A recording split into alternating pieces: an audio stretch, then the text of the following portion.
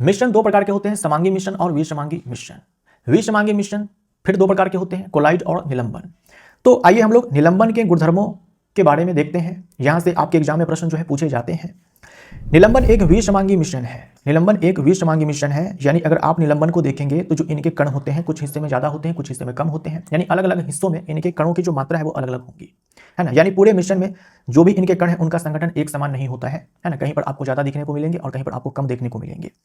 तो यह एक विषमांगी मिश्रण है। इनके कण साइज में इतने बड़े होते हैं कि आप इनके कणों को नग्न आंखों से देख सकते हैं। तो निलंबन के गुणधर्मों के ऊपर अगर प्रश्न आपसे पूछा जाता है तो आप रेत और जल के मिश्रण को याद रखेंगे। अगर आप रेत और जल का मिश्रण तैयार करते हैं तो आप देखेंगे कि पूरे मिश्रण में कहीं पर रेत के कण आपको ज्यादा दिखाई पड़ेंगे तो कहीं पर आपको कम दिखाई पड़ेंगे। इसीलिए निलंबन जो है विषमांगी मिश्रण है। अगर आप रेत जल का मिश्रण बनाते हैं तो उसमें रेत के कण आपको नग्न आंखों से दिखाई पड़ते हैं, तो आप बोलेंगे कि निलंबन के कण जो है उन्हें आप नग्न आंखों से देख सकते हैं। निलंबन से टिंडल प्रभाव हमें देखने को मिलता है। अगर रेत जल का मिश्रण आपने बना रखा है, अगर आप उससे लाइट को पास करवाएंगे तो आपको लाइट का पाथ दिख जाएगा, प्रकाश का मार्ग दिख जाएगा। इसी को हम लोग टिंडल प्रभाव कहते हैं।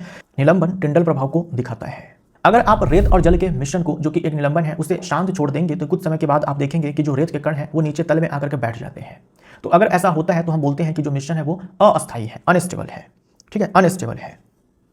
तो जब निलंबन को शांत छोड़ देते हैं तब ये कण नीचे की ओर बैठ जाते हैं, यानी कि निलंबन जो है ये अस्थायी है। निलंबन जो है अस्थायी है, राइट।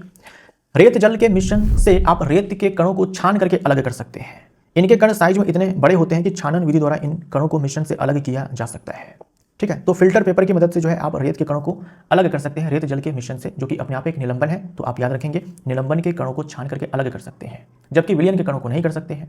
अब यहां पर एक अलग चीज ये होता है निलंबन के केस में कि जब निलंबन के कण नीचे आकर के बैठ जाते हैं उसके बाद टिंडल प्रभाव दिखना बंद हो जाता है।